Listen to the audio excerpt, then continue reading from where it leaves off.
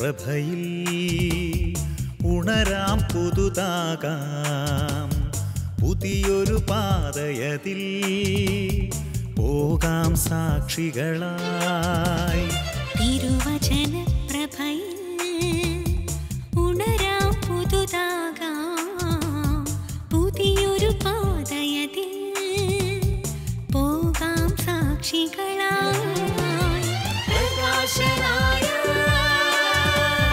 പ്രകാശിത പ്രകാശനായ പ്രകാശിത പ്രകാശനായ പ്രകാശിത പ്രകാശനായ പ്രകാശിത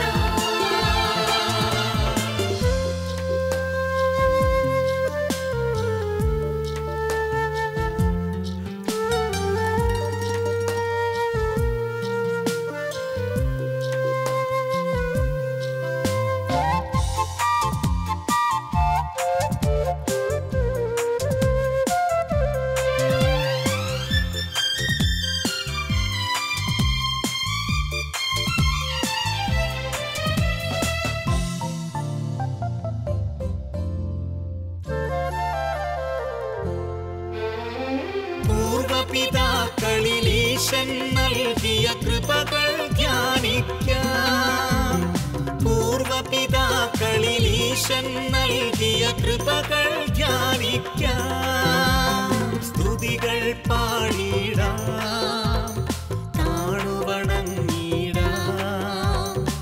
ഈ ദൈവം എന്നുമെന്നും നമ്മുടെ ദൈവമല്ലോ ഈ ദൈവം ഇന്നുമെന്നും നമ്മുടെ ദൈവമല്ലോ നവീകരിക്കണമേ നാഥാ തിരുസഭയെ പ്രകാശമാക്കിടണേ തിരുരാജ്യമഹിമയ്ക്കായി നവീകരിക്കണമേ നാഥാ തിരുസഭയെ പ്രകാശമാക്കിടണേ തിരുരാജ്യമഹിമയ്ക്കായി.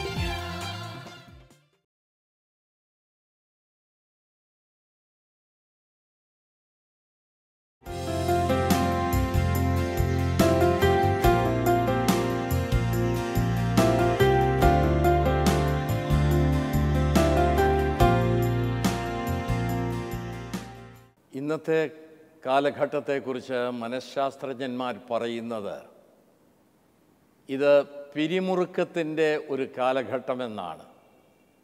സ്ട്രെസ്, പിരിമുറുക്കം അഥവാ മാനസിക സംഘർഷം. മറ്റ് അസുഖങ്ങൾ കൊണ്ട് മരിക്കുന്നതിലും കൂടുതൽ ആളുകൾ ഇനിയും സ്ട്രെസ് മൂലമാണ് മരിക്കാൻ പോകുന്നതെന്നാണ് മനഃശാസ്ത്രജ്ഞന്മാർ പറയുന്നത്. ഏത് കാര്യവും നമ്മളിൽ സ്ട്രെസ് വർദ്ധിപ്പിക്കാൻ മതിയായതാണ്. കുഞ്ഞുങ്ങളുടെ പഠനം മാതാപിതാക്കളിൽ ഒരുപാട് സ്ട്രെസ് ഉണ്ടാക്കാം. പഠനം കുഞ്ഞുങ്ങൾക്ക് തന്നെ ഒരുപാട് സ്ട്രെസ് ഉണ്ടാക്കാം. കുടുംബ പ്രശ്നങ്ങൾ കുടുംബാംഗങ്ങളിൽ ഒരുപാട് സ്ട്രെസ് ഉണ്ടാക്കാം. ജോലി രംഗങ്ങളിൽ, പ്രത്യേകിച്ച് IT മേഖലകളിലൊക്കെ സ്ട്രെസ് ധാരാളമായി വർദ്ധിച്ചു വരുന്നത് നമുക്ക് കാണുവാൻ സാധിക്കും. ബിസിനസ്സിൽ ഏർപ്പെട്ടിരിക്കുന്നവർക്കറിയാം, അവർ ഒരുപാട് സ്ട്രെസ്ഫുള്ളാണ്. ബിസിനസ്സിൻ്റെ ഉയർച്ച താഴ്ച, മാർക്കറ്റിലുണ്ടാകുന്ന വ്യതിയാനങ്ങൾ, ഇതൊക്കെ അവരിൽ ഒരുപാട് സ്ട്രെസ് ഉണ്ടാക്കും. ഏത് തുറയിൽപ്പെട്ടവർക്കും സ്ട്രെസ് ഉണ്ടാകാനുള്ള സാധ്യത വളരെ അധികമാണ്. ഇന്നത്തെ കാലഘട്ടം വളരെ വേഗമേറിയ ഒരു ഘട്ടമാണ്. ആർക്കും ഒന്നിനും സമയമില്ല. ചെയ്തു തീർക്കേണ്ടത് ചെയ്യുവാനായിട്ട് സമയം പോരാ.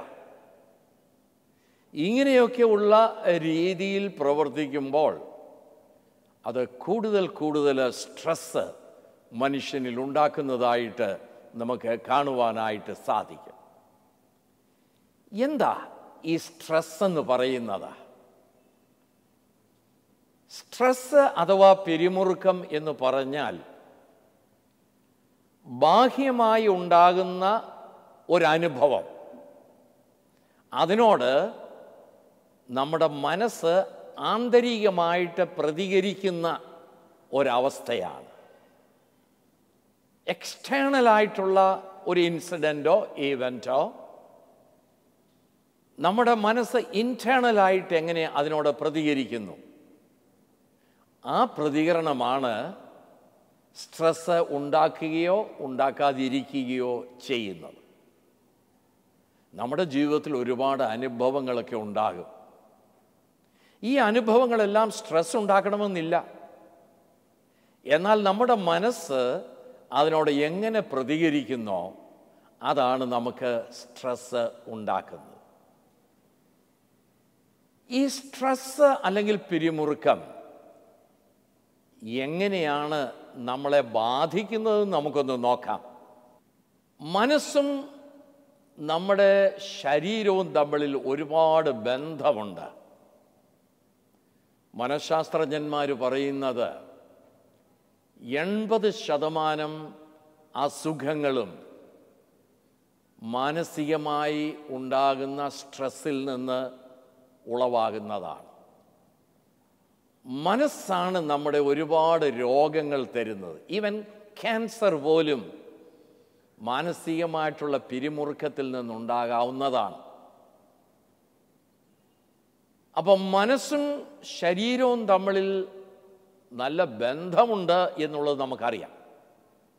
മനസ്സിൻ്റെ പിരിമുറുക്കം പലപ്പോഴും ശാരീരികമായ അസുഖങ്ങളിലേക്ക് നമ്മെ നയിക്കും. ശാരീരികമായ അസ്വസ്ഥത നമ്മൾ അനുഭവിക്കും. അഡ്രിനാലിൻ നമ്മുടെ ശരീരത്തിൽ സ്പ്രെഡ് ചെയ്ത് അഡ്രിനാലിൻ നമ്മളെ പല രീതിയിൽ ദോഷകരമായിട്ട് ബാധിക്കും. അതുപോലെ തന്നെ അസിഡിറ്റി വർദ്ധിപ്പിക്കും. സ്ട്രെസ് ഉണ്ടാകുമ്പോൾ, ആങ്സൈറ്റി ഉണ്ടാകുമ്പോൾ അസിഡിറ്റി വർദ്ധിക്കും. അതിൻ്റെ ഫലമായിട്ട് അൾസർ ഉണ്ടാകുവാനുള്ള സാധ്യതയുണ്ട്. അസിഡിറ്റിയുമായിട്ട് ബന്ധപ്പെട്ടിട്ടുള്ള അനേക അസുഖങ്ങൾ ഉണ്ടാകുവാനുള്ള സാധ്യതയുണ്ട്. സ്ട്രെസ് ഉള്ളപ്പോൾ നമ്മുടെ BP വർദ്ധിക്കും. അത് നമ്മളെ ഒരുപാട് ദോഷകരമായ ശാരീരിക അവസ്ഥയിലേക്ക് എത്തിച്ചേർക്കാം. ഈവൻ ഹൃദയാഘാതം വരെ നമുക്കുണ്ടാക്കാം, ബ്ലോക്കുകൾ ഉണ്ടാക്കാം. അതുപോലെ തന്നെ സ്ട്രെസ് ഉണ്ടാകുമ്പോൾ നമ്മുടെ ശരീരം അതിനോട് പ്രതികരിക്കുമ്പോൾ നമുക്ക് വല്ലാത്ത ഒരു ഉദാസീനത ചിലപ്പോൾ തോന്നും. നമ്മുടെ സർഗശക്തികളൊക്കെ നഷ്ടപ്പെട്ടതായിട്ട് നമുക്ക് തോന്നും. വല്ലാത്ത ഒരു തളർച്ച ചിലപ്പോൾ നമ്മൾ അനുഭവിക്കും. സ്ട്രെസ് ഉണ്ടാകുമ്പോൾ അത് നമ്മുടെ ഉറക്കത്തെ ബാധിക്കും. ഡിസ്റ്റർബ്ഡ് സ്ലീപ്പായിരിക്കും സ്ട്രെസ്സിൻ്റെ അനന്തര ഫലം. വേണ്ട രീതിയിൽ നമുക്ക് ഉറങ്ങാനൊക്കാതെ വരുമ്പോൾ തന്നെ നമ്മുടെ ശാരീരിക ക്ഷീണം വർദ്ധിക്കും. അത് പല അസുഖങ്ങളിലേക്കും നമ്മെ നയിക്കും. സ്ട്രെസ് നമ്മുടെ ഭക്ഷണത്തിൽ തന്നെ, ഭക്ഷണ ക്രമീകരണത്തിൽ തന്നെ ഒരുപാട് മാറ്റമുണ്ടാക്കും. ആവശ്യമായ രീതിയിൽ നമുക്ക് ഭക്ഷിപ്പാനൊക്കത്തില്ല. ചിലർ ഡിപ്രസീവ് സ്റ്റേജിലെത്തുമ്പോൾ ചിലർ ഓവറായിട്ട് അങ്ങ് ഭക്ഷിക്കും, ചിലർ ഭക്ഷണം അങ്ങ് തീരെ കുറയ്ക്കും. ഇത് രണ്ടും രോഗാവസ്ഥയിലേക്ക് നമ്മെ നയിക്കുന്ന വസ്തുതകൾ അത്രേ. അപ്പോൾ സ്ട്രെസ് നമ്മളെ ശാരീരികമായിട്ട് പല രീതിയിലാണ് ബാധിക്കുന്നത്. നമ്മുടെ മാനസികമായിട്ട് ഈ സ്ട്രെസ് ഒരുപാട് നമ്മളെ ബാധിക്കും. വല്ലാത്ത മാനസിക തളർച്ചയിലേക്ക് നമ്മെ കൊണ്ട് ഇതെത്തിക്കും. ഇത് നമ്മെ ഡിപ്രഷനിലേക്ക് ചിലപ്പോൾ നയിപ്പാനായിട്ട് മുഖാന്തരമായി തീരാറുണ്ട്. അതുപോലെ തന്നെ നമ്മുടെ സ്ട്രെസ് എന്ന് പറയുന്നത് നമ്മുടെ മെമ്മറി ലോസ് ഉണ്ടാകുവാനിടയാക്കി തീർക്കും. ഓർമ്മശക്തി കുറയും, നമ്മുടെ കോൺസെൻട്രേഷൻ നഷ്ടപ്പെടുത്തും. ഓർമ്മശക്തിയൊക്കെ പോകുമ്പോഴാണ് മെമ്മറി ലോസ്, അതിലൂടെയുള്ള പല അസുഖങ്ങളും പിന്നീട് തുടർന്ന് നമുക്ക് ഉണ്ടാകുന്നത്. അപ്പം ഈ സ്ട്രെസ് വരുമ്പോൾ ആദ്യം നമ്മുടെ തലച്ചോറിനെ ഇത് ബാധിക്കും. നമ്മുടെ കോൺസെൻട്രേഷൻ, ചിന്താശക്തി, മെമ്മറി ഇതൊക്കെ നമുക്ക് നഷ്ടപ്പെടും. പഠിക്കുന്ന കുഞ്ഞുങ്ങൾ പരീക്ഷ അടുക്കുമ്പോൾ അവർക്ക് ഭയങ്കര വെപ്രാളമാണ്. അതവരെ സ്ട്രെസ്സിലേക്ക് നയിക്കും. അവർ ചിന്തിക്കും, ഞാൻ ഈ പഠിച്ചതൊക്കെ പരീക്ഷയ്ക്ക് വരുമോ? ഞാൻ പഠിച്ചതൊക്കെ ഓർത്തിരിക്കുമോ? ഓർക്കുന്നില്ല എന്ന് വരികിൽ ഞാൻ തോറ്റുപോകുമല്ലോ. ഇങ്ങനെയുള്ള ചിന്തകളൊക്കെ അവരിങ്ങനെ അങ്ങോട്ട് വർദ്ധിപ്പിക്കും. ഞാൻ ഓർക്കുന്നു, ഒരിക്കൽ ഒരു പയ്യനെ കാണുവാനായിട്ടിടയായി. അതിമിടുക്കനായ ഒരു പയ്യനാണ്. പക്ഷേ അവൻ പരീക്ഷ വരുമ്പോൾ മിക്കവാറും വിഷയങ്ങൾക്കെല്ലാം അവൻ തോൽക്കും. എല്ലാവർക്കും അതിശയമാണ്, ഇത്രയും മിടുക്കനായ ഒരു വിദ്യാർത്ഥി എങ്ങനെയാണ് എല്ലാ വിഷയങ്ങൾക്കും തോൽക്കുന്നത്? ക്ലാസ് ടെസ്റ്റ് ഇട്ടാൽ അവനാണ് ടോപ്പ്, ഏറ്റവും കൂടുതൽ മാർക്സ് അവനാണ്. പഠിച്ചു കഴിഞ്ഞ് അവനോട് ഏത് ചോദ്യം ചോദിച്ചാലും ഉത്തരം നന്നായിട്ട് പറയും. പക്ഷെ പരീക്ഷ എഴുതുമ്പോൾ അവൻ തോക്കും. എന്താ ഇതിന് കാരണം? അവനുമായിട്ട് സംസാരിച്ചപ്പോൾ മനസ്സിലായ ഒരു സംഗതി, പരീക്ഷ അടുക്കുമ്പോഴത്തേക്ക് അവൻ്റെ സ്ട്രെസ് അങ്ങ് വർദ്ധിക്കുക. അവൻ എന്താ ചിന്തിക്കുന്നതെന്നറിയാവോ? യോ, ഞാൻ ഓർക്കുമോ പഠിച്ചതൊക്കെ? ഓർത്തില്ലെന്ന് വരികിൽ ഉത്തരങ്ങൾ എഴുതാൻ ഒക്കത്തില്ലല്ലോ. എഴുതാതെ വന്നാൽ എൻ്റെ ക്ലാസ്സിലെ റാങ്ക് നഷ്ടപ്പെടും, ഞാൻ മോശമായി തീരും, എൻ്റെ കഴിവുകളൊക്കെ പോകും, എന്നെ പിന്നെ എന്തിനു കൊള്ളാം? അതുകൊണ്ട് ഞാൻ പഠിച്ചതൊക്കെ ഓർക്കണം. ഓർത്തെങ്കിൽ മാത്രമേ എനിക്ക് എഴുതാനൊക്കത്തുള്ളൂ, എഴുതിയെങ്കിലേ നല്ല മാർക്ക് കിട്ടത്തുള്ളൂ, കിട്ടിയെങ്കിലേ എൻ്റെ റാങ്ക് മെയിൻറ്റെയിൻ ചെയ്യാനൊക്കത്തുള്ളൂ. എനിക്ക് ഓർക്കാൻ സാധിക്കുമോ എന്നുള്ള ചിന്ത.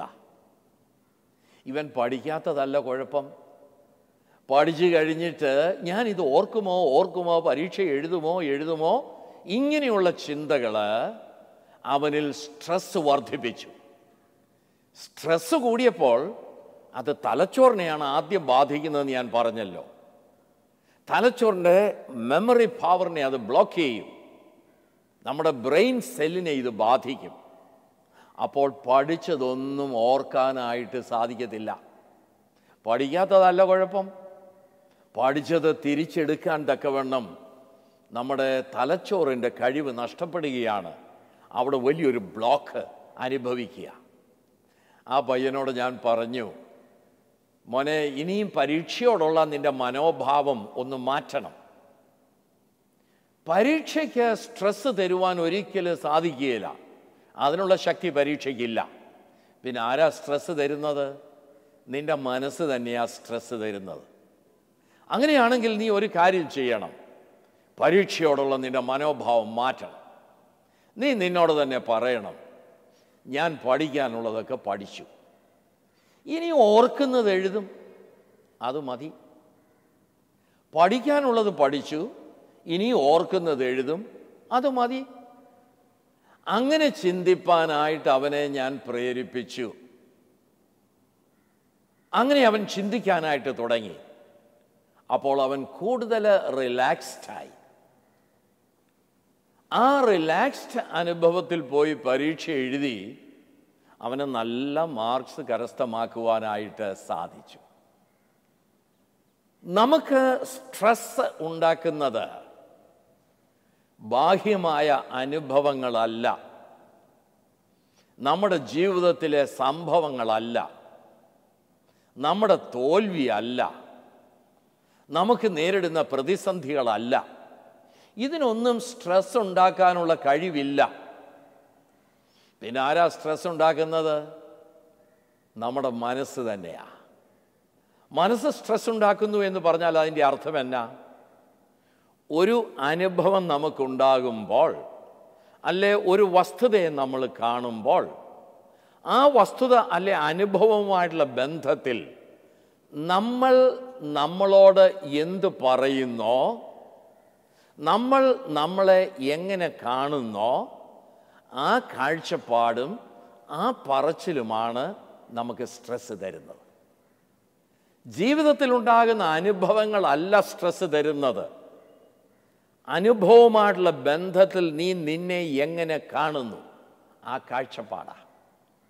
അനുഭവമായിട്ടുള്ള ബന്ധത്തിൽ നീ നിന്നോട് എന്ത് പറയുന്നു, ആ പറച്ചില. ഉദാഹരണമായിട്ട് ബിസിനസ്സിൽ തുടർച്ചയായിട്ട് പരാജയം അനുഭവിച്ചു കൊണ്ടിരിക്കുന്ന ഒരു മനുഷ്യൻ, അവന് സ്ട്രെസ് ഉണ്ടാകുക എന്ന് പറയുന്നത് വളരെ ന്യായമല്ലേ? അവൻ സ്ട്രെസ് ഉണ്ടാകുന്നതിന് തക്ക രീതിയിൽ അവനെ കാണുന്നത് എങ്ങനെയാ? ബിസിനസ് പരാജയപ്പെടുമ്പോൾ അവനോട് പറയുന്നത്, നീ ഒരു പരാജയമാ, ഇതോടെ നിന്റെ ജീവിതം തീർന്നു, സകലവും തകർന്നു. അങ്ങനെ പറയുമ്പോൾ നമുക്ക് സ്ട്രെസ് ഉണ്ടാകാതിരിക്കുമോ? അതേസമയത്ത് മറിച്ച് നമ്മളൊന്ന് പറഞ്ഞു നോക്കി, ബിസിനസ്സിൽ പരാജയം ഉണ്ടാകുമ്പോൾ ഞാൻ എന്നോട് തന്നെ പറയുകയാണ്, ബിസിനസ്സിൽ അങ്ങനെ ജയവും പരാജയവും ഒക്കെ ഉണ്ടാകും. ഇപ്പോൾ എനിക്ക് വലിയ നഷ്ടം വന്നിരിക്കുന്നു, അതിലെനിക്ക് സങ്കടമുണ്ട്, എന്നാൽ ഞാൻ ഒരു പരാജയമല്ല. അങ്ങനെ ആ അനുഭവത്തെ കാണുകയും അതിനോട് പ്രതികരിക്കുകയും ചെയ്യുന്ന വ്യക്തി തുടർന്ന് പരാജയപ്പെടത്തില്ല, അവന് വിജയമുണ്ടാകും. അപ്പോൾ നമ്മുടെ സ്ട്രെസ് ഒരു രീതിയിൽ പറഞ്ഞാൽ നമ്മൾ തന്നെയാണ് ഉണ്ടാക്കുന്നത്. ഒരു സംഭവത്തിനും ഒരനുഭവങ്ങൾക്കും നമുക്ക് സ്ട്രെസ് തരാൻ ഒക്കത്തില്ല. ആ സംഭവമായിട്ടുള്ള ബന്ധത്തിൽ നമ്മൾ നമ്മളെ എങ്ങനെ കാണുന്നു, നമ്മളോട് എങ്ങനെ എന്ത് പറയുന്നു, അതാ നമുക്ക് സ്ട്രെസ് തരുന്നു. അങ്ങനെയാണെന്ന് വരികിൽ ഈ സ്ട്രെസ് നമുക്കൊന്ന് കൈകാര്യം ചെയ്യണമല്ലോ. ഈ സ്ട്രെസ് അല്ലെ പിരിമുറുക്കം നമുക്ക് ഇത്രയും ദോഷകരമാണെങ്കിൽ നമ്മളതിനെ വെച്ചുകൊണ്ടിരുന്നാൽ ശരിയാകുമോ? അതിനെ നമുക്കൊന്ന് ഹാൻഡിൽ ചെയ്യണ്ടേ? അതിനെ നമുക്കൊന്ന് കൈകാര്യം ചെയ്യണ്ടേ? എങ്ങനെ കൈകാര്യം ചെയ്യാൻ സാധിക്കും? ഒന്നാമത്, നമ്മൾ നമ്മുടെ ജീവിതത്തിലെ അനുഭവങ്ങളെ കാണുന്ന കാഴ്ചപ്പാടിൽ ഒരു മാറ്റമുണ്ടാക്കണം. ഞാൻ ഇതുവരെ കണ്ടുകൊണ്ടിരിക്കുന്ന രീതിയിലല്ല ഇനി എൻ്റെ ജീവിതത്തിൻ്റെ അനുഭവത്തെ ഞാൻ കാണുന്നത്. പൗലോസ് അപ്പോസ്തലൻ തിരുവചനത്തിൽ പറഞ്ഞിട്ടുണ്ട്, എല്ലാം നന്മയ്ക്കായി കൂടി വ്യാപരിക്കുന്നു. അതൊരു വലിയ കാഴ്ചപ്പാടാണ്. അതിൻ്റെ അർത്ഥം സംഭവിക്കുന്നതെല്ലാം നല്ലത്, അനുകൂലമായിട്ടാണ് സംഭവിക്കുന്നത് എന്നല്ല അതിൻ്റെ അർത്ഥം. ഒരുപാട് പ്രതികൂലങ്ങളും പ്രതിസന്ധികളും ഉണ്ടായപ്പോൾ പൗലോസിൻ്റെ മനോഭാവത്തെക്കുറിച്ച് അവിടെ പറയുന്നു. ഈ മനോഭാവത്തെക്കുറിച്ച് യേശുക്രിസ്തു പറയുന്നുണ്ട്, നിങ്ങൾ ആകുലപ്പെടുന്നത് കൊണ്ട് എന്താ നിങ്ങൾക്ക് നേടാൻ സാധിക്കുന്നത്? നിന്റെ തലയിലെ ഒരു മുടി പോലും അറിയുന്നവനായ ദൈവം, വളരെ നിസ്സാരമെന്നെണ്ണുന്ന കുരികിലുകളെ പോലും പരിപാലിക്കുന്ന ദൈവം, പ്രകൃതിയെ ഇത്ര മനോഹരമായി ചമയിക്കുന്ന ദൈവം, ആ ദൈവം നിന്നിൽ കൺസേൺഡ് അല്ലേ? ആ ദൈവം നിന്നിൽ തൽപരനാകുന്നു എന്ന് നീ ചിന്തിച്ചു തുടങ്ങുമ്പോൾ പിന്നെ നിന്റെ സ്ട്രെസ്സിന് സ്ഥാനമില്ല. അതുകൊണ്ടാണ് കർത്താവ് പറയുന്നത്, നീ ആങ്ഷ്യസ് ആകരുത്, നീ വ്യാകുലപ്പെടരുത്, അതുകൊണ്ട് നിനക്കൊരു നേട്ടവുമില്ല, നീ നഷ്ടത്തിൽ എത്തുകയുള്ളൂ. അപ്പോൾ ഒന്നാമത്, സ്ട്രെസ് ഉണ്ടാകാതിരിക്കണമെങ്കിൽ നമ്മുടെ മനോഭാവത്തിൽ മാറ്റമുണ്ടാകണം, കാഴ്ചപ്പാടിൽ മാറ്റമുണ്ടാകണം. നമ്മളോട് പറഞ്ഞുകൊണ്ടിരിക്കുന്ന ആ പറച്ചിലിൽ ഒരു മാറ്റം ഉണ്ടാകണം. രണ്ടാമത്, നമുക്ക് ഏതെങ്കിലും ഒരു സ്ട്രെസ്ഫുൾ അനുഭവം ഉണ്ടായാൽ അതൊരിക്കലും നമ്മുടെ മനസ്സിൻ്റെ ഉള്ളിൽ നമ്മൾ ഒതുക്കി വയ്ക്കരുത്.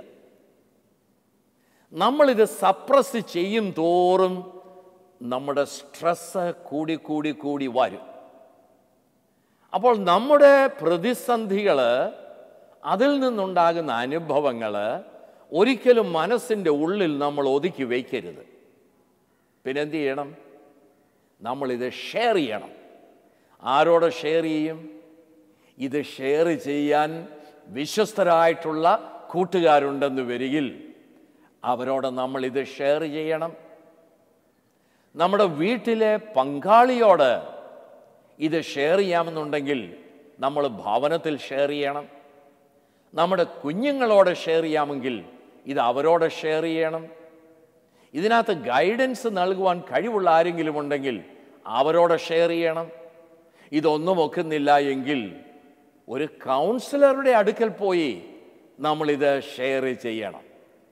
അപ്പോൾ നമ്മുടെ മനസ്സിലുണ്ടാകുന്ന ഈ സംഘർഷങ്ങൾ ഒതുക്കി വെച്ചാൽ അത് കൂടുതൽ കൂടുതൽ അപകടകരമായി തീരും. അതുകൊണ്ട് ഇത് നമ്മൾ ഷെയർ ചെയ്യണം, ഒതുക്കി വയ്ക്കരുത്. ഷെയർ ചെയ്യുന്നവൻ്റെ സംഘർഷം താനേ കുറഞ്ഞ് വരും.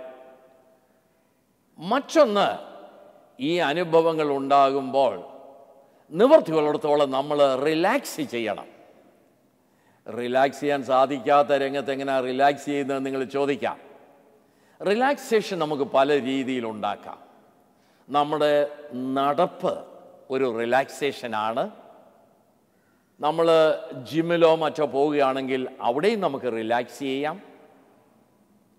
നമുക്ക് കൂട്ടുകാരോടൊത്ത് റിലാക്സ് ചെയ്യാം. പാട്ടുകൾ കേട്ട് നമുക്ക് റിലാക്സ് ചെയ്യാം. ഇതൊക്കെ റിലാക്സേഷൻ്റെ ഭാഗമായിട്ട് നമുക്ക് എടുക്കാം. ഈ റിലാക്സേഷന് സ്ട്രെസ് വളരാതിരിക്കാനായിട്ട് നമ്മെ സഹായിക്കുന്നതായിട്ടുള്ള ഒരു പ്രധാന സംഗതിയാണ്. അപ്പോൾ എക്സസൈസ്, അതുപോലെയുള്ള പാട്ട് കേൾക്കുന്നത്, പടങ്ങൾ കാണുന്നത്, ഇതൊക്കെ റിലാക്സേഷൻ ഒരുപാട് സഹായിക്കും. എല്ലാറ്റിനും ഉപരിയായിട്ട് നമ്മെ റിലാക്സേഷന് സഹായിക്കുന്ന ഏറ്റവും പ്രധാന ഘടകം നിന്റെ ഭാരം യഹോവയുടെ മേൽ വച്ചുകൊള്ളുക. ഇത് കർത്താവ് വെറുതെ പറഞ്ഞതൊന്നുമല്ല. നമുക്ക് സ്ട്രെസ് ഉണ്ടാകുമെന്നൊക്കെ കർത്താവിന് അറിയാം. നമുക്ക് ഭാരങ്ങളൊക്കെ ഉണ്ടാകുമെന്ന് കർത്താവിന് അറിയാം. ആ സമയത്ത് നമ്മുടെ ഭാരങ്ങൾ ദൈവസന്നിധിയിൽ ഒന്ന് ഇറക്കി വയ്ക്കുന്ന ഒരു ശീലം നമുക്കുണ്ടാകണം. ദൈവത്തിൻ്റെ കരങ്ങളിലേക്ക് അതിനെ ഒന്ന് പകർന്നു കൊടുക്കണം. ഇതിനെ ദൈവകരങ്ങളിലേക്ക് പകർന്നു കൊടുക്കുമ്പോൾ പിന്നെ ഈ സ്ട്രെസ് നമ്മുടെ കയ്യിലല്ല. നമ്മളിതിനെ എക്സ്റ്റേണലൈസ് ചെയ്തു. നമ്മളിതിനെ സുരക്ഷിതമായ കരങ്ങളിലേക്ക് പകർന്നു.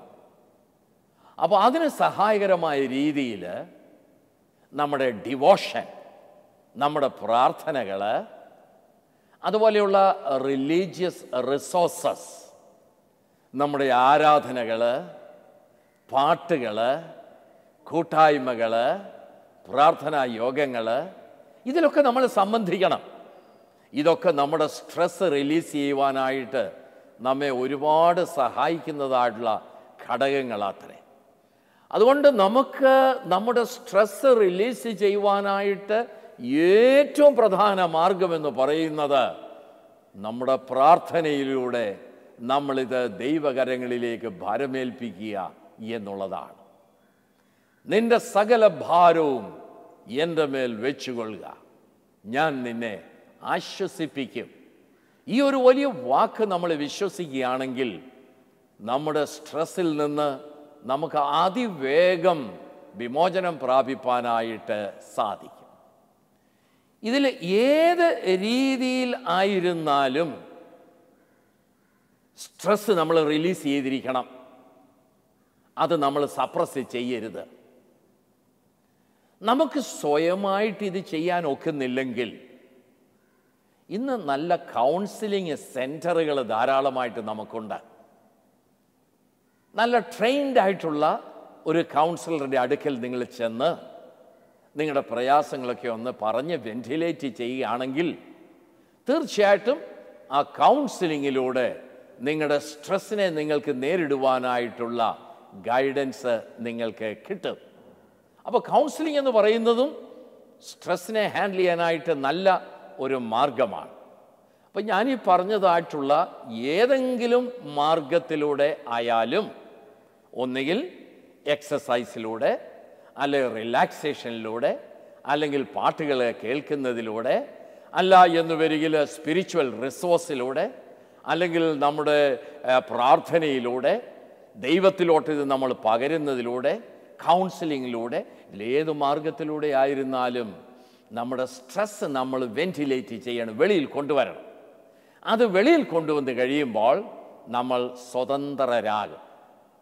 നമ്മുടെ സ്ട്രെസ്സിനെ നമ്മൾ എക്സ്റ്റേണലൈസ് ചെയ്യണം. അത് വെളിയിൽ കാണുവാനായിട്ട് നമ്മളെ കൊണ്ട് സാധിക്കണം. ഇത് ഉള്ളിലിരിക്കുമ്പോഴാണ് നമുക്ക് ഈ കുഴപ്പമെല്ലാം ഉണ്ടാക്കുന്നത്. ഒന്നും ഒക്കുന്നില്ലെങ്കിൽ സ്ട്രെസ്സ് ക്യാരി ചെയ്യുന്ന നിങ്ങളെ തന്നെ നിങ്ങളൊന്ന് വിഷ്വലൈസ് ചെയ്യണം. ആ സ്ട്രെസ്സുമായിട്ട് അവിടെ ഇരിക്കുന്നതൊന്ന് കാണണം.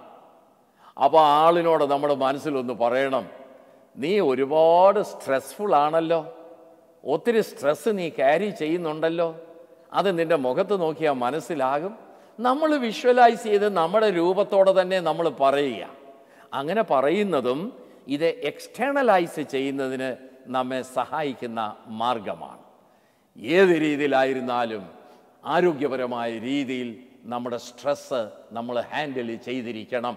അല്ലെങ്കിൽ നിങ്ങൾ രോഗികളായി തീരുവാൻ സാധ്യതയുണ്ട്. നിങ്ങളുടെ സർഗശക്തികൾ നിങ്ങൾക്ക് നഷ്ടപ്പെടും. നിങ്ങളുടെ ആരോഗ്യം നിങ്ങൾക്ക് നഷ്ടപ്പെടും. മാനസികമായി തളർന്ന അവസ്ഥയിൽ നിങ്ങൾ എത്തിച്ചേരും. നിങ്ങളുടെ കഴിവുകൾ സകലതും ഉപയോഗിക്കാനൊക്കാത്ത ഒരവസ്ഥയിലായിത്തീരും. അതുകൊണ്ട് നമ്മുടെ സ്ട്രെസ്സ് നിവൃത്തിയുള്ളിടത്തോളം നമുക്ക് ഉണ്ടാക്കാതിരിക്കാം. അഥവാ സ്ട്രെസ് ഉണ്ടായാൽ അത് നമുക്ക് വെളിയിലേക്ക് കൊണ്ടുവന്ന് ആ സ്ട്രെസ് നമ്മൾ എക്സ്പ്രസ് ചെയ്ത് അതിൽ നിന്ന് വിടുതൽ പ്രാപിക്കും. അതിനാവശ്യമായിരിക്കുന്ന ദൈവകൃപയും ആലോചനയും ദൈവം നൽകട്ടെ എന്നുള്ള പ്രാർത്ഥനയോടും ആശംസയോടും കൂടെ ഈ വാക്കുകൾ ഇവിടെ ചുരുക്കും.